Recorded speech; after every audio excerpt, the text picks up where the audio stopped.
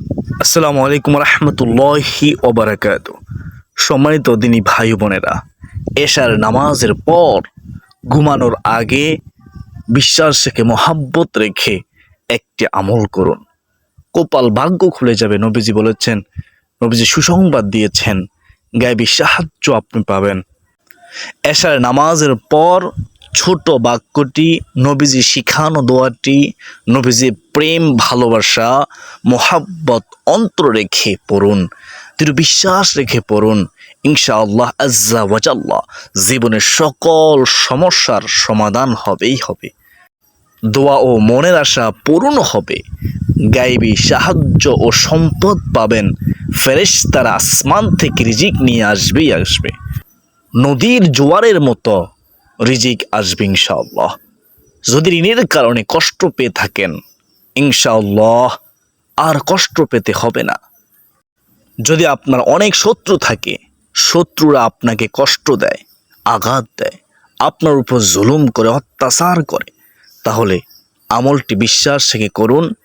ইনশাআল্লাহ আজ্জা ওয়াজাল্লাহ শত্রু আপনাকে আর কষ্ট দিবে না, আপনার কোনো ক্ষতি করতে পারবে না। আপনার জিম্মাদার স্বয়ং আল্লাহ হবেন, আল্লাহ আপনাকে হেফাজত করবেন ইনশাআল্লাহ। যদি কেউ মামলা করে থাকে, তাহলে আমলটি করুন, ইনশাআল্লাহ আল্লাহ তাআলা সাহায্য করবেন, সহযোগিতা করবেন, মামলা মোকদ্দমা থেকে মুক্তি পাবেন। যদি কেউ বিদেশ যাওয়ার জন্য ইচ্ছে আছে কিন্তু কোনো না কোনো কারণে যেতে পারতেছেন না, বাধার পর বাধা, আমি আপনাদেরকে বলবো এই শক্তিশালী আমলটি করুন, তারপর আল্লাহর কাছে সাহায্য চান।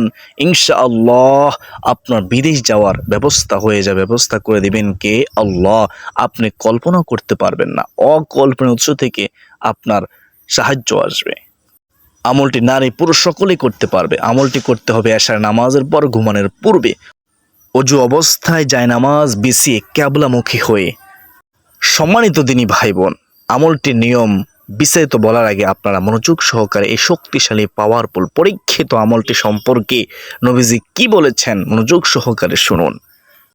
মহান আল্লাহ তাআলা আপনাদেরকে মনোযোগ সহকারে শোনার তৌফিক দান করুন। সকলে বলি আল্লাহুম্মা আমিন ইয়া আরহামার রাহিমিন। লা হাওলা ওয়ালা কুওয়াতা ইল্লা বিল্লাহ। লা হাওলা ওয়ালা কুওয়াতা ইল্লা বিল্লাহ। গুরুত্বপূর্ণ একটি আমল, এর ফজিলত সাও অনেক অনেক বেশি। আমলটি করার ব্যাপারে হাদিসে অনেক বর্ণনা এসেছে। হযরত আবু মুসা আশআরী রাদিয়াল্লাহু তাআলা আনহু বর্ণনা করেন। সাহাবীর নাম কি? হযরত আবু মুসা আশআরী রাদিয়াল্লাহু তাআলা আনহু। তিনি বলেন, রাসূলুল্লাহ সাল্লাল্লাহু আলাইহি ওয়াসাল্লাম একবার আমাকে বললেন, নবীজি আমাকে বললেন, তোমাকে জান্নাতের অন্যতম ধনভাণ্ডারের কথা কি বলে দেব না?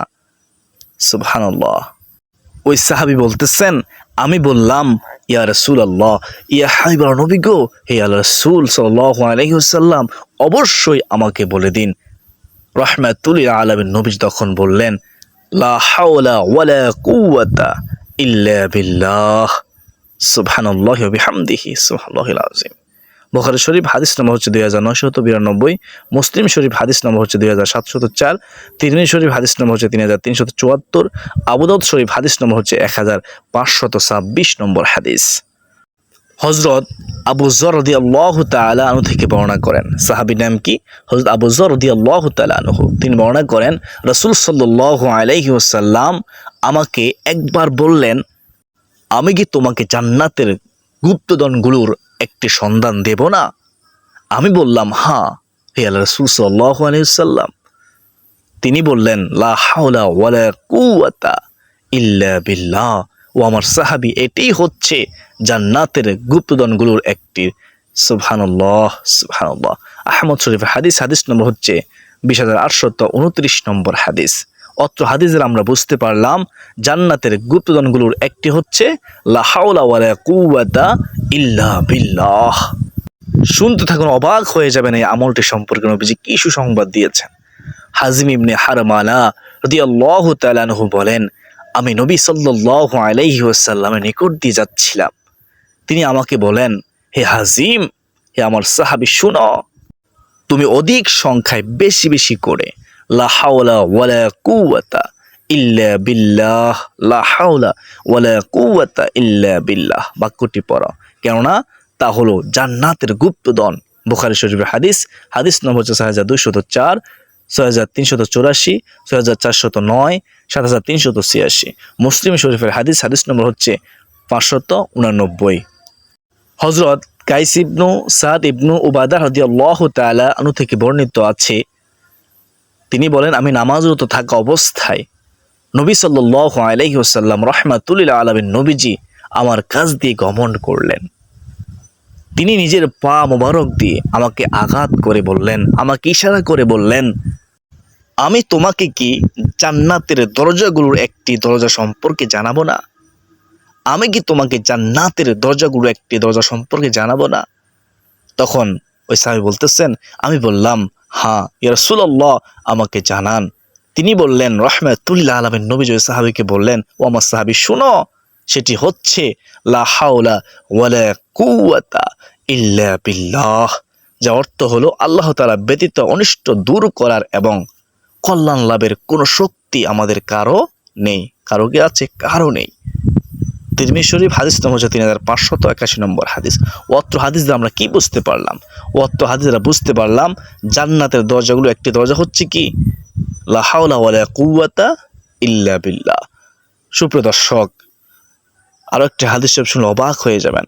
কাইস রাদিয়াল্লাহু তাআলা আনহু বলেন, রাসূল সাল্লাল্লাহু আলাইহি ওয়াসাল্লাম আমার ফাঁস দিয়ে যাচ্ছিলেন। আমি তখন মাত্র নামাজ শেষ করেছি। তিনি আমাকে তার কদম মোবারক দিয়ে আঘাত করলেন, বললেন, জান্নাতের দরজাগুলোর একটি কি তা আমি তোমাকে বলবো? আমি বললাম, অবশ্যই ইয়া রাসূলুল্লাহ, আমাকে বলে দিন। তিনি বললেন, রাহমাতুল লিল আলামিন নবীজি বললেন, লা হাওলা ওয়ালা কুওয়াতা ইল্লা বিল্লাহ। সুনান তিরমিজি হাদিস নম্বর 3581। হযরত আবু জুবাইর রহমতুল্লাহি আলাইহি হতে বর্ণিত, আব্দুল্লাহ ইবনে জুবাইর রাদিয়াল্লাহু তাআলা আনহু নামাজ শেষে তাসবিহ তাহলিল লা ইলাহা ইল্লাল্লাহ পাঠ করতেন, পাশাপাশি লা হাওলা ওয়ালা কুওয়াতা ইল্লা বিল্লাহ, লা না'বুদু ইল্লা ইয়্যাহু, লাহুন নি'মা। এটি অতিরিক্ত বর্ণনা করে পরে উপরোক্ত হাদিসের অনুরূপ বর্ণনা করেছেন। আবু দাউদ শরীফ হাদিস নম্বর 1507। সময় দুদিনী ভাই বোনেরা, সাগরের ফেনা পরিমাণ গুনাহ মাফ হয়ে যায়, এটি এমন শক্তিশালী দোয়া। আব্দুল্লাহ ইবনে আমর রাদিয়াল্লাহু তাআলা আনহু বর্ণনা করেন, রাসূলুল্লাহ সাল্লাল্লাহু আলাইহি ওয়াসাল্লাম রাহমাতুল লিল আলামিন নবীজি বলেছেন, এই পৃথিবীর বুকে যে ব্যক্তি বলে বিশ্বাস রেখে লা ইলাহা ইল্লাল্লাহু ওয়াল্লাহু আকবার, আমার সাথে পড়ুন, একটিবার পড়লে আপনার কপাল খুলে যাবে। ওয়ালা হাওলা ওয়ালা কুওয়াতা ইল্লা বিল্লাহ।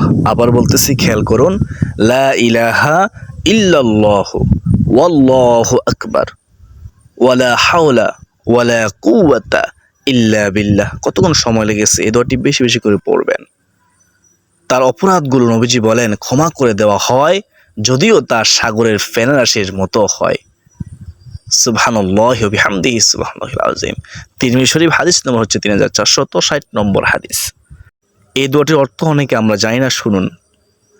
অর্থ হলো, আল্লাহ তাআলা ছাড়া কোনো উপাস্য নেই, আল্লাহ সুমহান, আল্লাহর সাহায্য ছাড়া পাপ মুক্তির কোনো পথ নেই, আল্লাহর সাহায্য ছাড়া ইবাদতের কোনো শক্তি সামর্থ্য কারো নেই। সম্মানিত দিনদার মুমিন মুসলমান ভাই বোনেরা, আমল করার নিয়ম শুনুন। প্রথমত, এশার নামাজ আদায় করবেন।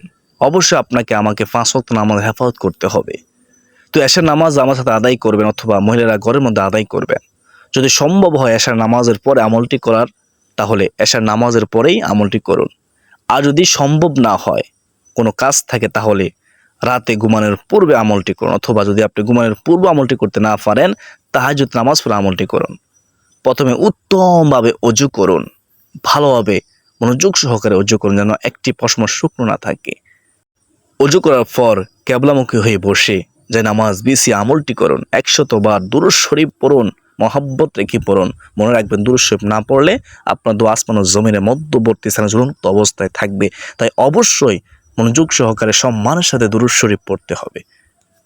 আপনি যে কোনো দুরূদ শরীফ পড়তে পারেন, তবে আমি মনে করি সবচেয়ে ছোট দুরূদটি পড়লে সহজ হবে আপনার জন্য, আমার জন্য ইনশাআল্লাহ। দুরূদটি হলো সাল্লাল্লাহু আলাইহি ওয়াসাল্লাম, সাল্লাল্লাহু আলাইহি ওয়াসাল্লাম, সাল্লাল্লাহু আলাইহি ওয়াসাল্লাম। সম্মানিত দিনী ভাই বোনেরা, তারপর 499 বার পড়ুন। কতবার পড়বেন? 499 বার পড়ুন।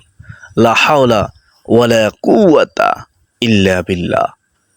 মনোযোগ সহকারে পড়বেন, মনটা যেন এদিক সেদিক না যায়, শয়তান যেন ধোকাইতে না পারে। বিশ্বাস রেখে পড়ুন, মহাব্বত রেখে পড়ুন, লা হাওলা ওয়ালা কুওয়াতা ইল্লা বিল্লাহ। তারপর আবার একবার পড়ুন, লা হাওলা ওয়ালা কুওয়াতা ইল্লা বিল্লাহিল আলিয়্যিল আযীম। লা হাওলা ওয়ালা কুওয়াতা ইল্লা বিল্লাহিল আলিয়্যিল আযীম। মোট 500 বার পূর্ণ করবেন, সর্বশেষ একবার এভাবে পড়বেন, লা হাওলা ওয়ালা কুওয়াতা ইল্লা বিল্লাহিল আলিয়্যিল আযীম। আশা করি বুঝতে পেরেছেন। সর্বশেষ আবারও 100 বার নবীজির প্রেম, ভালোবাসা, মোহাব্বত অন্তর রেখে সম্মানের সাথে দুরূদ শরীফ সাল্লাল্লাহু আলাইহি ওয়াসাল্লাম পড়ুন। সাল্লাল্লাহু আলাইহি ওয়াসাল্লাম এ দুরূদটি পড়ুন। সুপ্রিয় দর্শক, আমলগুলো করা হয়ে গেলে তখন চোখের পানি ছেড়ে দিয়ে বিশ্বাস রেখে আমার আল্লাহ দোয়া কবুল করবেন, এই দৃঢ় বিশ্বাস রেখে মুরাদ করুন। আল্লাহ তাআলা দোয়া করলে খুশি হয়। মান লাম ইয়াসালিল্লাহ ইয়াগদব আলাইহি। আমরা সকলেই জানি আল্লাহ খুশি হয়ে যায় যে বান্দা আল্লাহ তাআলার কাছে চায়, আর আল্লাহ তাআলা রাগান্বিত হয় যে বান্দা আল্লাহ তাআলার কাছে কিছু চায় না। তাই আমরা বেশি বেশি করে দোয়া করব ইনশাআল্লাহ আজ্জা ওয়া জাল্লাহ। আমি আশা করি যেহেতু আজকের ভিডিওটি অনেক অনেক গুরুত্বপূর্ণ, তাই ভিডিওটি শেয়ার করে সবাইকে শেখার সুযোগ করে দিবেন ইনশাআল্লাহ আজ্জা ওয়া জাল্লাহ। ভিডিওটি যদি আপনাদের কাছে ভালো লাগে তাহলে ভিডিওতে একটি লাইক দিয়ে কমেন্টে আলহামদুলিল্লাহ লিখে আল্লাহর শুকরিয়া আদায় করুন। লিখুন আলহামদুলিল্লাহ। সমস্ত প্রশংসা কার জন্য? মহান রব্বুল আলামিনের জন্য। আলহামদুলিল্লাহ, আলহামদুলিল্লাহ।